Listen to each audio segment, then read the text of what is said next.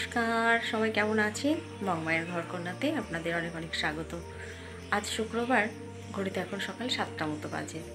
কাল থেকেই তো বৃষ্টি শুরু হয়েছে, বাইরে প্রচণ্ড বৃষ্টি পড়ছে। সকালবেলায় স্নান সেরে জামা কাপড়গুলো একবার দিয়ে এসেছিলাম ছাদে। তখন বৃষ্টি পড়ছিল না, কিন্তু আবার খানিকক্ষণ বাদেই দেখছি পড়তে শুরু করেছে। সব নিয়ে এসে জন্য ঘরেই সব মেলে রাখলাম। চলুন নিচে যাই, গিয়ে সকালের কাজকর্ম শুরু করি। গুড্ডিরা এখনও ঘুমোচ্ছে, নিচে গিয়ে সকালের কাজকর্মগুলো শুরু করি। চলুন। কাল তো সারাদিন জুড়ে বৃষ্টি পড়েইছে, আবার আজও তাই। এই নিম্নচাপের বৃষ্টিটা না বড্ড বিরক্তিকর। মুষলধারে এক পশলা বৃষ্টি হয়ে থেমে গেল, ওটাতে কোনো সমস্যা হয় না। আমাদের যেহেতু সব কাজ উঠোনে নেমেই করতে হয়, উঠোনেই বেশিরভাগ কাজ, ওই জন্য বৃষ্টি পড়লে ভীষণ অসুবিধা। তবে আজকে আর কোনো ভুল করিনি, রান্নাঘরে ঢুকেই একদম খিচুড়ির জোগাড় করে নিয়েছি। খিচুড়ির সাথে আলুর দম হবে। আলুর দমের আলু, পেঁয়াজ, খিচুড়ির পেঁয়াজ। কালকের বেশ খানিকটা ভাত রয়ে গেছে, তা সকালের জন্য সেটাকে ভাত ভাজা করব। তাই জন্য এই যে গাজর কুচি, আলু কুচি, লঙ্কা কুচি, পেঁয়াজ কুচি সব করে নিয়েছি। এটা দিয়ে একটু ভাত ভাজা করব সকালের জন্য। ভাত আমার খুব একটা এরকম বেশি থাকে না, কিন্তু কালকে ওই যে আপনাদের বলেছিলাম গুড্ডির বাপি বৃষ্টিতে আটকে গেছে, হাট থেকে আসতে পারেনি, তাই সকালে আমাদের দুজনের কারোরই খাওয়া হয়নি। সেই ভাতগুলো রয়ে গেছে। এই যেখানে চাল ডালও গুছিয়ে নিয়েছি, ধোয়া হয়নি এখনও। মুসুর ডালেরই খিচুড়ি করব। খিচুড়িটা কালকে করলে তো বেশ ভালো হতো, অনেক রকম সবজি ছিল, কিন্তু কি আর করার, কালকে যখন খেয়াল নেই তাই আজকেই করতে হবে। এই যে এদিকে আবার খিচুড়ির একটু বাদাম সব কিছু একদম গুছিয়ে রেডি করে নিয়েছি। চাটা খেয়ে রান্না চাপাবো। গুড্ডি এখনও ওঠেনি ঘুম থেকে। চা খেয়ে গুড্ডির বাপি দুধটা নিয়ে আসুক, তাহলে গুড্ডি ওঠা মাত্রই ওকে দুধ বিস্কুটটা খাইয়ে দিতে পারবো। এই যে এবার রান্নাটাও চাপিয়ে ফেললাম। প্রথমে আগে আলুর দমটা করে নিই। আলুটাকে প্রেশারে একটা সিটি দিয়ে নিয়েছিলাম চা খেতে খেতে। আর এদিকে মশলাটাও হয়ে গেছে। তেলের উপর তেজপাতা, শুকনো লঙ্কা, একটু গোটা জিরে ফোড়ন দিয়ে মশলাটা দিয়ে দিলাম। মশলার মধ্যে আছে পেঁয়াজ, আদা, কাঁচা লঙ্কা, জিরে, ধনে আর একটু দারচিনি।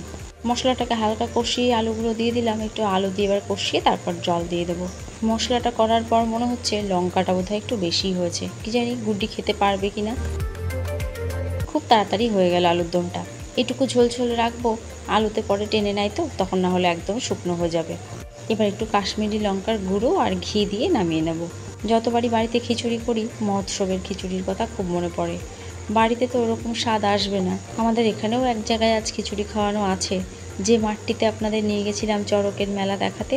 ওই মাঠটিতে কিছুদিন ধরে কীর্তন হলো, আজ নাকি খিচুড়ি খাওয়ানো। কিন্তু কার সাথে এবার যাব? বৈশাখ জ্যৈষ্ঠ এই মাসগুলোতে তো নানান জায়গাতেই কীর্তন আর তারপরে মহোৎসব, খিচুড়ি খাওয়ানো হয়। তাই যেই শুনলাম যে এখানকার মাঠে আজ খিচুড়ি খাওয়ানো, অমনি আমাদের পাড়ার কথা খুব মনে পড়ছিল। আমাদের পাড়ায় তো 3-4 দিন ধরে নাম সংকীর্তন চলার পরেই শেষ দিন হতো মহোৎসব। বাবা মার সাথে যেতাম সেই খিচুড়ি খেতে। সকাল থেকেই যেন অপেক্ষা করে থাকতাম যে আজকে মহোৎসবে যেতে হবে, মহোৎসবে আজ খাওয়া দাওয়া আছে। ওদিকে আলুর দম আর পাঁপড় ভাজা হয়ে গেছে। ভাত ভাজার জন্য গাজর, আলু, পেঁয়াজগুলো কড়াইয়ে চাপিয়ে ঢাকা দিয়ে রেখেছি। গাজরটা নরম হতে একটু সময় লাগে। ভাবলাম বাইরে থেকে ঘুরে আসি, দেখি বৃষ্টিটা থামলো কিনা। তা দেখলাম খুব জোরে আর পড়ছে না, কিন্তু ফিসফিস করে এখনও একটু পড়ছে। এই যে সবজিগুলো ভেজে নিয়ে এর ভেতর ভাতটা ঢেলে দিয়েছি, নুন হলুদও দিয়েছি। এবার একটু নাড়াচাড়া করে এটাকে নামিয়ে নেব। অনেকটাই আছে দেখছি, আমার আর গুড্ডির বাপি দুজনেরই হয়ে যাবে। গুড্ডিকে আর দেবো না, গুড্ডির জন্য তো খিচুড়ি বসাবো, ওর খাওয়ার টাইমের আগে খিচুড়িটা হয়ে যাবে। একটু কম তেলেই মাছগুলো ভাজছি আস্তে আস্তে, কেননা বেশি তেল দিলে সেটা আবার বাটিতে তুলে রাখতে হবে। মাছ ভাজার তেলে তো কিছু করা যাবে না। এবার চাপাবো খিচুড়ি। খিচুড়ি আমি খুব একটা ভালো করতে পারি না, তবু ওই কাজ চলে যায়। তেলের উপর তেজপাতা, শুকনো লঙ্কা, 5 ফোড়ন দিয়েছিলাম। তারপর দিয়েছিলাম পেঁয়াজ কুচি। পেঁয়াজ কুচিগুলোকে হালকা ভেজে রসুন কুচি, আদা কুচি, লঙ্কা ওগুলো দিয়ে দিলাম। ওগুলোকে খানিকটা ভেজে এই যে এবার ভিজিয়ে রাখা চাল ডালটা দিয়ে দিলাম। ওই পাশের হাঁড়িতে জল বসানো আছে, জলটা ফুটতেও শুরু করেছে। চাল ডালটাকে বেশ খানিকক্ষণ নুন হলুদ দিয়ে কষিয়ে নেব, তারপর হাঁড়ির মধ্যে দিয়ে দেব। এই যে আজকে রান্না, ভাত ভাজা, এই কোটোর মধ্যে রেখেছি পাঁপড় ভাজা। বর্ষার দিন তো, নইলে একদম নরম হয়ে যাবে। এই ভাত ভাজার ভেতরে ডিমের ঝুরি ভাজাও দেওয়া যায়, তবে আজকে মাছ ভাজা আছে তাই ওটা আর দিইনি। এই যে আলুর দম। খাওয়ার জন্য এদেরকে ডাকতে এসেছিলাম, এসে দেখলাম গুড্ডির বাপি একটি কাজ নিয়ে বসেছে। আর সাথে তো আছেই তার ওই চেলা, ওই দেখুন ওই কোনায় বসে সেও আবার কি যেন করছে। গুড্ডির বাপি সকালের দিকটা আজকে বাড়িতেই আছে, দুপুরের খাওয়া দাওয়া করে দোকানে যাবে। আপনি কি করছেন এখানে? এই যে বৃষ্টি, বৃষ্টিতে কি হচ্ছে দেখো মাথায় পড়ছে না বৃষ্টিটা। বাপি কাজ করতে হয়, তোকেও কাজ করতে হবে। করছি না, ওই যে ওখানে বৃষ্টি হচ্ছে, সব ঘর ভিজে যাচ্ছে, আবার ডবল করে মুছতে হচ্ছে। তুই মুছিস ঘর? হ্যাঁ এই ঘর মুছি করি, বৃষ্টিতে ভিজে যাবে না, সব জ্বর আসবে। ওর ঘরে ছেলে মেয়ে আছে জানো না? তাই এখানে কদিন থাকুক, যদি বৃষ্টি থামবে সেদিন আবার ওপরে তুলবো। সামনের ওই গ্রিলটা দিয়ে বৃষ্টি হলেই প্রচুর জল ঢোকে এই বারান্দায়, তাই ওটিকেই ঢাকার ব্যবস্থা করছে গুড্ডির বাপি। গুড্ডিকে খাওয়ানো হয়ে গেছে, এবার আমরা সকালের খাওয়া দাওয়াটা সেরে নিই। কোনো দিন রাত্রে আম বানাই, রুটির সাথে খাওয়া হয়। আবার কোনো দিন সন্ধ্যাবেলাতেও খাওয়া হয় আম মুড়ি কিংবা আম ছাতু, সন্ধ্যাবেলার টিফিন। গুড্ডির বাপি বলল এখন একটু আম কাটতে, তাই এই যে একেবারে 3 জনের জন্য 3টে বানিয়ে নিলাম। নিচ থেকে শুনতে পাচ্ছি গুড্ডির বাপি কিছু একটা করেছে গুড্ডিকে। আসলে সকাল থেকে বাপির কাছে রয়েছে, প্রচণ্ড বিরক্তও করে বাপিকে। কোন কান ধরেছে বাপি? কোন কান ধরেছে? ওই কান? বললাম যে তোকে চল, থাকবো না, আমার বাড়ি থেকে চলে যাই। চল চল, রেডি হ, চল চল চল, ভালো জামা পরে নে একটা, আয়। আমি থাকবোই না, চল চল, আমরা থাকবো না, বললাম যে রেডি হ, চলে যাই আমরা। আয় এনে জামা পর, ভালো জামা পর, একটা ভালো জামা পর, চল আয়।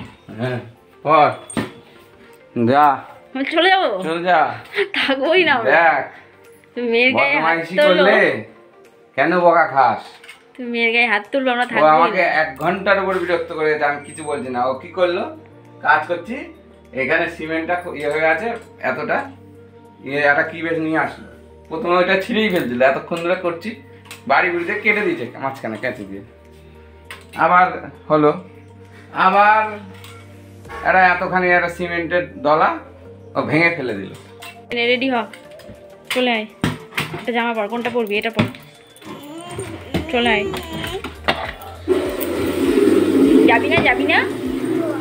হ্যাঁ থাকবে? গুড্ডির সাথে একটু মজা করছিলাম যে দেখিও কি করে, ও বাপি মা কাউকে ছেড়েই থাকবে না। আম খা, খেয়ে স্নানে যাও তাহলে। বাপিকে কি মাফ করে দেবো তাহলে? বাপিকে মাফ করে দেবো? ইস, কানটা লাল হয়ে গেছে। কেমন মেঘ করেছে দেখো একবার, ওদিকে আকাশের দিকে তাকিয়ে, সব কালো হয়ে এসছে। তো শিওর বৃষ্টি নামবে। নামবে, এক্ষুনি নামবে। ওটা কিন্তু বিছানায় আগেরবার পড়বে। মেঘ করে এসেছিল, নামলো না, এবার শিওর নামবে। শিওর নামবে? শিওর মানে কি রে? একদম সঠিক নামবেই। ও একদম সঠিক। আমি আমি জানি যে নামবেই। ও আমি শিওর মানে আমি জানি যে নামবেই। রান্নাবান্না সেরে এইমাত্র ছাদে এলাম। মেঘ হয়ে আছে কিন্তু বৃষ্টিটা নেই, বেশ ভালো লাগছে, সুন্দর হাওয়াও দিচ্ছে, চারপাশটা এত সুন্দর হাওয়া দিচ্ছে। গুড্ডিকে একটু পড়তে দিয়েছি, ওর পাশে এখন আমিও বসবো একটা ছবি নিয়ে। মমতা শঙ্করকে তো আমরা সকলেই চিনি, খুব ছোটবেলা থেকেই সিনেমাতে তাকে দেখেছি। ছোটবেলায় হয়তো তার নামটা জানতাম না ঠিকই, তবে মুখটা তো চেনা। নৃত্যশিল্পী হিসেবে তাকে কখনো সেরকম চিনিনি, জানিনি, এই এখনই যা জানি শুনি। 2 দিন আগেই তিনি পদ্মশ্রী সম্মান পেয়েছেন। ফোন খুললেই তো শুধু তার ছবি, তাকে দেখা যাচ্ছে, তার সম্পর্কে নানান লেখা। তাই ভারী ইচ্ছে হলো আজ তার ছবি আঁকতে। তাই গুড্ডিকে পড়াবো আর এই ছবিটি আমি আঁকবো। চলুন ছবিটা আঁকতে শুরু করি। গুড্ডিকে বলেছিলাম যদি একটুখানি পড়ে নিস তবে খেলতে দেব, তাই এই যে বাপির সাথে এখন খেলতে বসেছে। এই বোর্ডটিতে 2 বছর আগে জন্মদিনেও পেয়েছিল, তবে খুব একটা এটা নিয়ে খেলতে বসে না। তা আজকে যেই বললাম বাপির সাথে একটু ক্যারাম খেল কিংবা লুডো, তা দেখলাম নিজেই ঝেড়ে মুছে পরিষ্কার করে নিয়ে খেলতে বসেছে। এত গরমেও ওকে এক জায়গায় বসিয়ে রাখা যায় না, ছোটাছুটি করতেই থাকে। তা যাক, খেলাটা দিয়ে বেশ ভালোই হয়েছে, অন্তত পাখার নিচে তো আটকে রাখা গেছে কিছুক্ষণ। দাও ছাড়া ছাড়া। 1 2 3 4 5 পুলিশ।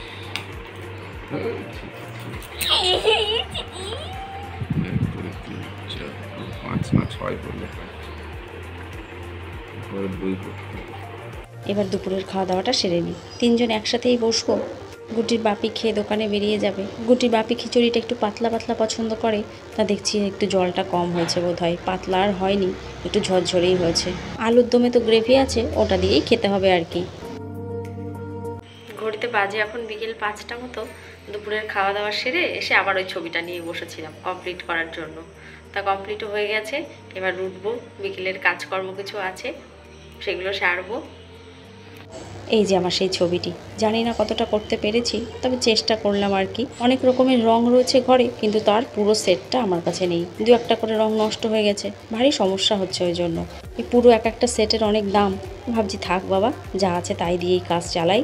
এই সেটটার সাদা রংটা যেমন নেই, একটুখানি ছিল, ভাবছিলাম যে কাজ চলে যাবে ওইটুকুতে। যখন নিচে গেছি এসে দেখি গুড্ডি ওইটুকুও নষ্ট করে রেখে দিয়েছে। গুগল থেকে তার ছবি বার করে বেছে বেছে এরকমই একটা ছবি সিলেক্ট করলাম, তা সেটাই নিয়ে বসলাম আঁকতে। একজন বাঙালি নারী পদ্মশ্রী সম্মান পেলেন, এটা বাঙালিদের কাছেও যেমন গর্বের আনন্দের, আবার মেয়েদের কাছেও তাই। এবার বিকেলে টুকিটাকি ঘরের কাজগুলো সারতে থাকি। গুড্ডির দাবি আস্মিতাকে ফোন করে ডাকো, তাই আবার তাকেও ফোন করে ডেকেছি, সে আসছে।